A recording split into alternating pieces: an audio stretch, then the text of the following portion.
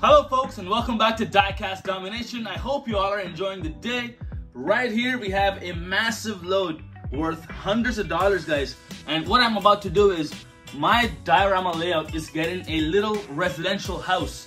So this one is a 3D printed house, and the best part about this is we are going to be adding trees, fences, figurines, street lights, and make it as realistic as possible for you guys to enjoy and have a great visual experience.